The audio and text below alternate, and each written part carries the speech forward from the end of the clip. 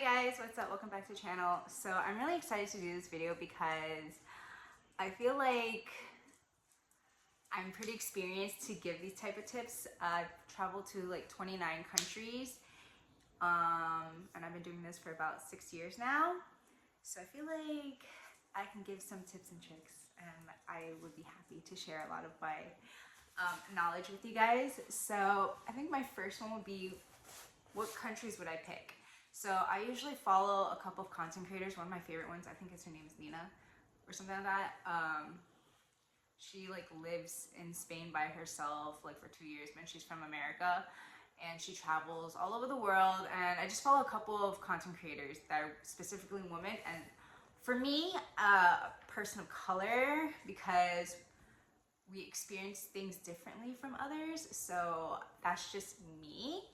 I like to follow different types of girlies on social media because I feel like getting different perspectives helps me understand what the country is all about and just to be aware, because of course when you're solo traveling by yourself you always have to be like aware and on guard, and I know that's uncomfortable for a lot of people to be like heightened awareness, but if you have common sense, obviously I think you'll be fine. You know, they say don't talk to strangers, don't talk to strangers, you know, don't look like a tourist, things like that. So yeah, so I usually follow a lot of TikTokers and or YouTubers or whichever, just to get a feel of what country they visit. I mean, if anything, I go on blogs too, but I like to see things, so that's just me. So I think my next one would be hotels or accommodations. So for me, I personally love booking through Hostel World and booking female dorms. So for female dorms, I think it's better for me. I think being with other women who are also solo traveling, you can share experiences, ideas, advice, things like that, and you kind of just feel safer. And on top of that, I think we're a bit more cleaner and more aware of each other's space in the dorms. And I usually do the 4-bedroom dorm because most of the time we're probably older and we want to sleep on time around maybe like 11, 12, things like that. And I don't pick party hostels. I mean, if you want to pick party hostels, go ahead if you want to like socialize, but I feel like I feel safer or I feel better socializing as a INTJ, like I'm an introvert, one-on-one. So it's like, I remember going into my dorm the first time and I was like, oh, hi. Like there was a girl already in the dorm and she was like doing something and I was like, oh, hi, I'm Jen. And we'll just be like, oh, where are you from? From America. Oh, what part? Blah, blah, blah, things like that. Like small talk, but not too small. Like, cause then sometimes they'll just invite you to do whatever they have plans that day. They're like, oh, you want to go to the beach? I'll be like, yeah, let's go to the beach. I did that a couple of times where they're like, oh, you want to go eat? You know, things like that. I think it's just so nice, and there's like low pressure to do it. You know what I mean? Yeah. So I always pick like, if you want to do hotels for safety, because there's like a doorman, there's reception, then great. But for me, I pick hostels because most of the time we do have key cards if it's a modern hostel. And I normally I will read reviews on Hostel World specifically from female travelers only, because you know, women, we have different perspective from the male perspective and their experiences, and I trust a woman more than a man. It is what it is. And I think it's very universal that a lot of us women go through a lot of things. So like, I think it's very understood girlhood. So yeah, that's that. I usually will choose that. When traveling by yourself, I think you should make some rules, right? So for me, I don't drink in foreign countries simply because, one, I don't like drinking anyways. I don't drink here in the States. Two, for safety purposes, should I drink, I would only do it with friends. But obviously, since you're solo traveling, like, you can maybe drink with your roommates, like your dorm mates, because you know you have to make it back together to dorms. If you want to make promises like, hey, you want to go out, but like, let's make sure we both go home together, you know, things like that. Or if like, you know, if she wants to go off and wander and things like that, then that's her prerogative, you know? So I think you should establish rules for yourself, and you have self-respect for yourself. Set some boundaries. And my other one, my hard boundaries would be basically I don't go out after 11 p.m. because I don't know the whole neighborhood, and I only know how to get to my hostel and maybe like a block or two surrounding or whatever the place is. So I will not go out after 11 unless I'm going out with my dorm mates and we agree that we're gonna come back together. But most of the time, my dorm mates are like my age and older. They probably want to be back in bed like 11 or 12. Like I'm trying to still do my skincare while I travel and have a good night's sleep because I'm always doing something while I'm traveling. So I always have to be up early in the morning. So those are my boundaries. It's usually no drinking and bedtime by like 11 or 12, or I don't like go out after that time. Yeah. When traveling, I make an itinerary. Why? I mean, yeah, I used to be like spontaneous and things like that, but with solo traveling, I try not to do too much of it. Like a little bit is okay, but not too much. Like obviously I try to stick with my plans because I'm there for only a couple of days. I want to like maximize my time there. So I will print out an itinerary and say where I'm staying, some interest, like restaurants I'm interested in, foreign embassy, and the addresses and the phone numbers, all that stuff. I actually print it out and I give it to my parents. So that way they always know where I'm at. I always put find my iPhone or, you know, Life 360. I let them see my location. What else?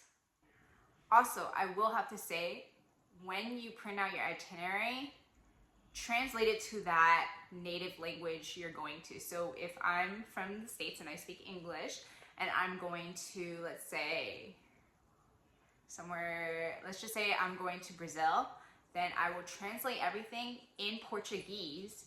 That way, I don't have to like panic when I'm at the airport trying to be like, hey, how do I get to this hotel? And sometimes like some apps don't work in those countries. Like, especially if you go to China, it's restricted. We can't use Google, so we have to use something else, or you have to use a VPN.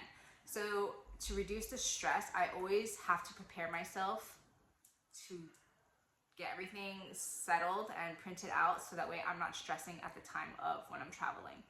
And yeah, then when you land at the airport, get a SIM card. SIM card is super important because faster internet. I will never compromise on SIM card.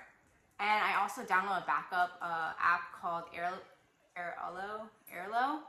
It's an eSIM. So usually I like to land in the morning or afternoon during daylight hours because I want to see my surroundings. The one time I did land at night, it's because my friend's plane landed late because she was delayed and she didn't want to travel by herself. And I always like, okay, I'll like obviously stay at the airport and wait for you for like an hour or two just so we can travel together for safety. And I get that. It's me, it's girl code. Why would I abandon a girl? You know what I mean?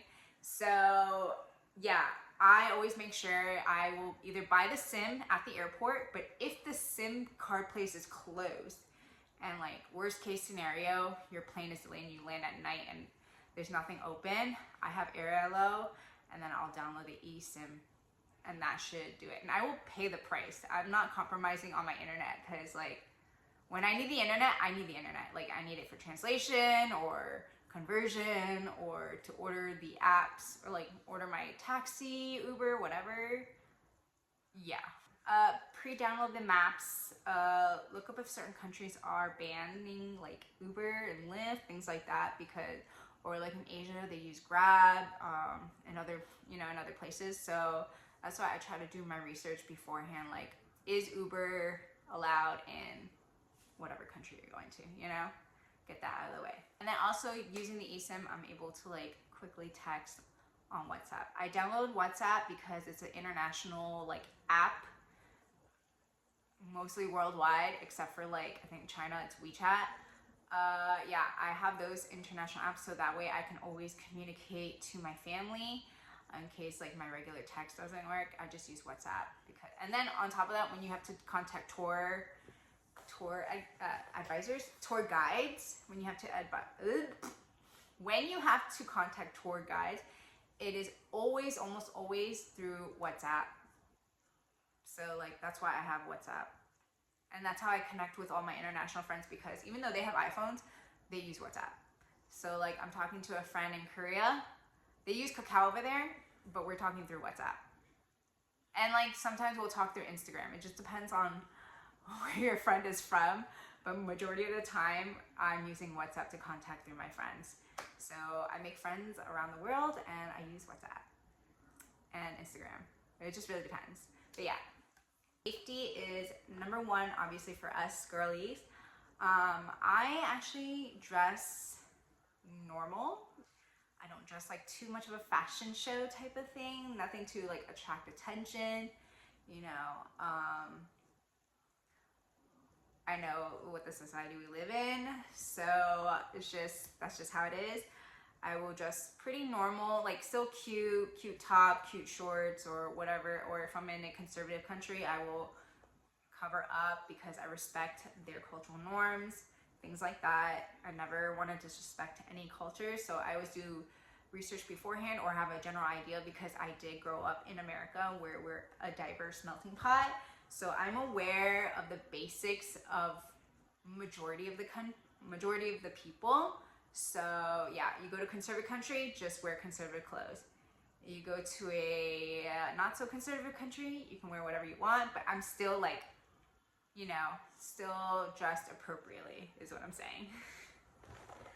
And I think we never give credit too much on our intuition. Trust your intuition. If it doesn't feel right, and if it's a hell no, don't go.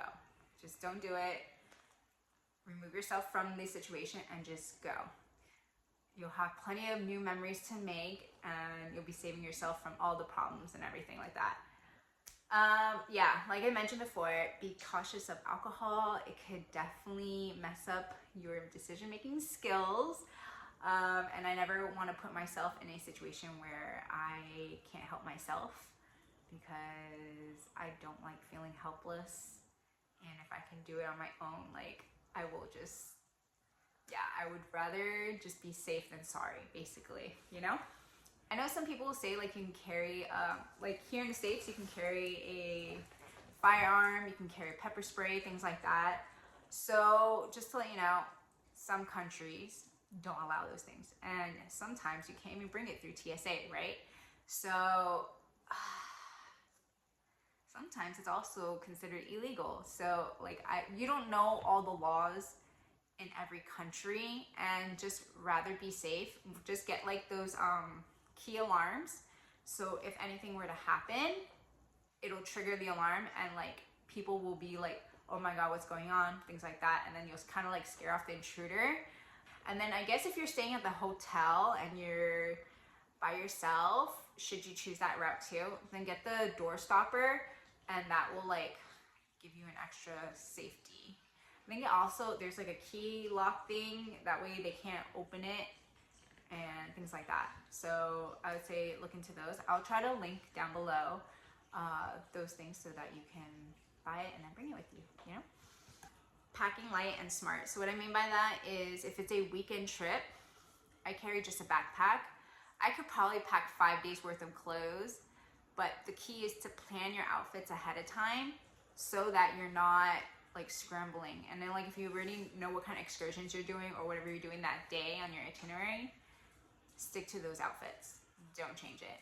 And I always pack a sneaker and a sandal to wear during the showers, but go to the beach, keep it chill. And then I wear sneakers when I'm traveling, because should there be an emergency, I can like run. Even though cardio is not my thing, but I will run if I have to, should that be an emergency. If you're doing more than like a week, do like a carry-on rolling one, but like just a regular carry-on, you know? Because honestly, the bigger the carry-on, the more stress and like headache you're gonna have. And yeah, I don't want to go through that. And like If you've been to Europe, you would know the cobblestones are not your friend, and then you have to go up and down the staircase with the cobblestone is not fun, and it's already like 25 pounds rolling it. I can't imagine having a large carry-on just rolling it. And plus on top of that, if you're staying at hostels like I do, they're not gonna fit in the lockers. Most of the time the lockers can fit your roll-on carry-on and maybe your backpack. That's about it. And then also buy a lock. That way, it's been very helpful. I've used a lock for like every travel I made, so I'm never worried about someone stealing my stuff anyway, so I'm just saying. Get the RFID cards that protects your financial information from being stolen. It hasn't never happened to me, but I know this can happen, and your SIM card can get, not your SIM, the little chip in your credit card can get stolen through just like, I think Bluetooth or something. That's why they have the RFID blocker. Yeah, like I said, buy a small lock. I think it's been very helpful. A lot of the hostels provide a locker, but not a lock. So just bring that, good to go. You can buy one with a key. I like the key because I feel safer with a key, but if you want to buy the one with the padlock, twisting ones, like the ones that you had at gym locker, then yeah, but I don't remember the numbers, so that's why I don't have one. If you would like, bring a money belt. Also feel safe, and I put the money belt underneath my baggy clothes that I wear when I go out. Yeah. And then, yes, also make a paper copy of your passport, driver license, birth certificate, your itinerary, and email it to yourself. 1. 2, should your phone get stolen, because I know a lot of us operate off our phones, make a paper copy. Put it in your backpack and put one in your luggage, so you have like 3 copies. Because the last thing you want to do is if you get your passport stolen, you can go to the embassy and show them your information, and it will speed up the process a lot faster. I've never had that happen to me, but it would make a lot of sense just to have a copy, or at least email it, so that way you can, like, should you need to ask for a hotel to access your Gmail or whatever, you can like access it and print it out, and that would save you a lot of time and headache. So yeah, your transportation options. Key parts of traveling alone is transportation. So what I like to do is I like to research a little bit ahead of time. So if I'm going to a city, I usually know they're gonna have public transportation like subway, train, metros, things like that. If you know how to travel on public transportation, you're so lucky, because that's like one of my weaknesses. So I will do anything not take the public transportation, but I'm willing, if that allows it in your budget. I like to preferably travel through Uber, taxis, or Lyft, because by the time I get off the plane, I'm already tired. I just want to be at the hostel, take off my stuff, and like probably lay down for 10 minutes before I have to like go out and get something to eat and explore the city. So yeah, but I also want to make sure I land in the daytime hours.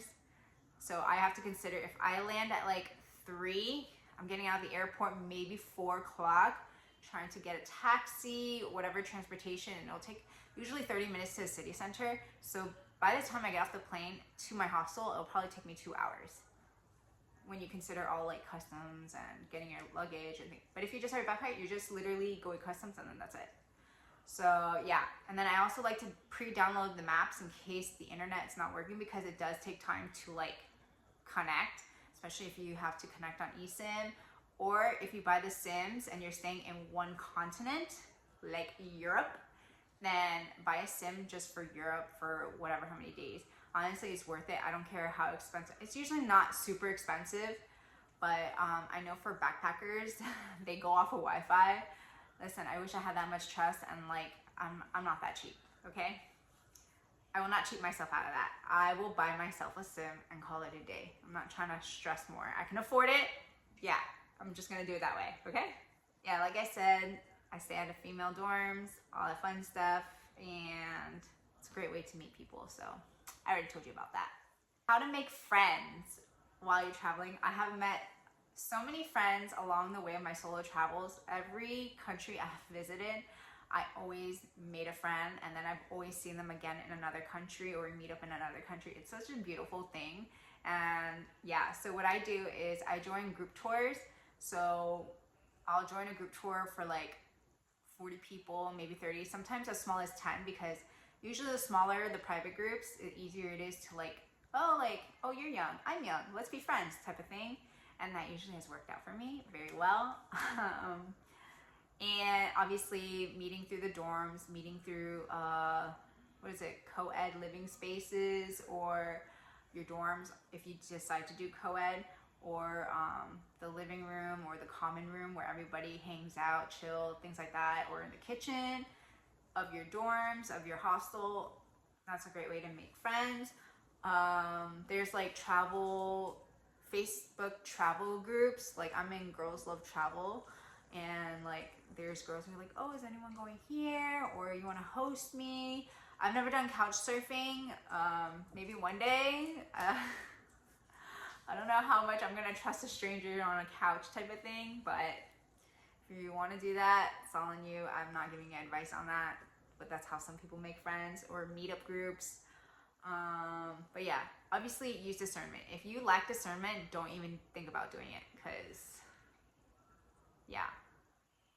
But just to be safe, just meet through the hostel, honestly. Because on the hostel app, we also have like a group chat of all the people who are traveling during that time. And you can meet up and be like, hey, does anyone want to go to Disney? Hey, does anyone want to go here? Blah, blah, blah. Let's meet up. Things like that. And free group tours. The hostel usually offers free group tours. So you're able to meet people through the walking tours. It's also a great way to meet friends for free. Learn basic phrases. It will get you a long way there. Like learning the words hi, thank you, where's the bathroom, if you need help, goes a long way. I think for me, I put them in a flashcard. So if like I need to pull it out, or I try to memorize it. You know, if it's like easy, if it's spelled in a romanized way, then yes, I usually have an easier way to just memorize the words. Truly, because my face is Asian, and if I don't look like the country I'm visiting, say I'm visiting, I don't know, Spain, right?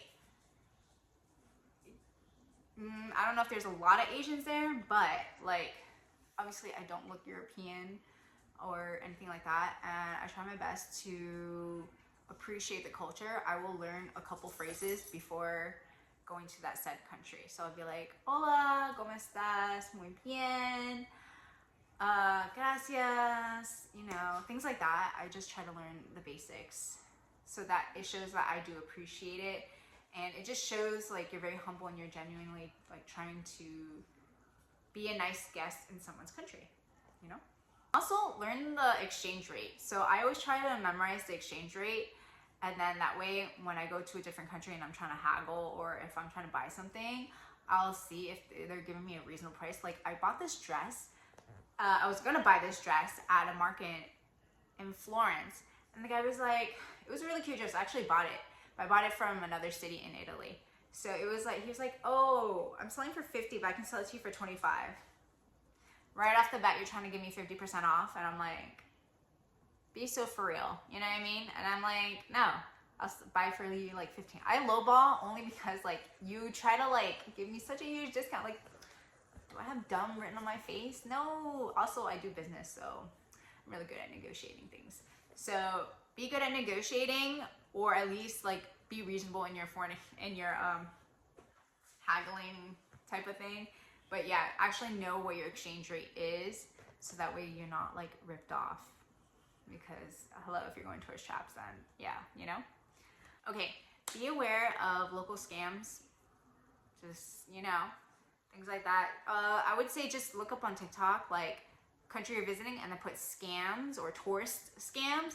It will usually tell you what is going on in that country, so that you know what to avoid in whatever country you're visiting. Because listen, there's a whole bunch of scams out there. You just, you know, and just obviously use discernment. And yeah, like if you feel like it's a scam, it probably is a scam.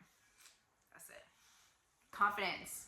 So if you've never solo traveled on your own, I recommend traveling in your city by yourself. Like, go on dates with yourself. Literally, it's just running errands by yourself, eating by yourself, going movies, going shopping by yourself is a great way to practice your confidence in doing things by yourself. And my example would be, like, when I traveled for the first time, I specifically chose to travel in a country that spoke my native language. So my native language is English. So my first place was England, or like the UK.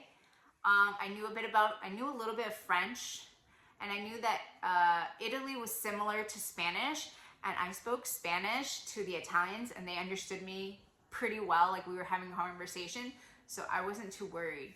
And then I think Greece was my only like little struggle, but by then that was already 3 weeks into my solo travel. I was like, all right, if I can make it through 3 countries, that's my logic. It was like, if I can make it through 3 countries by myself, I'm fine if I don't speak the language at all. You know, I can read Greek letters because I was in a sorority, but I have no idea what they meant. But most of the time in Europe, they're bilingual people, which is, love being bilingual because it helps me so much. But yeah, just practice going on solo dates on your own in your own city.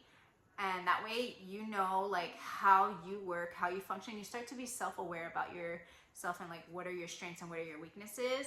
And I think that just helps you experience life in a new way. And I only like to travel by myself anyways, because then I don't have to adjust to anyone's schedules, to anyone's like crankiness, things like that. And I can just go do whatever I want, eat whatever I want, and spend my money however I want. So yeah, I really hope my long-winded yap sesh of my love for solo travel can help inspire you to travel by yourself. I know a lot of my friends are very inspired by my solo travels and how I just go for it, like, send it, you know? So I hope to inspire you to travel by yourself. And if you do, let me know how it goes. And if you have any advice that I forgot to mention, please comment down below, because I love learning new things. And it's best that everyone learns from each other, right? So I'll see you guys in the next video. Bye.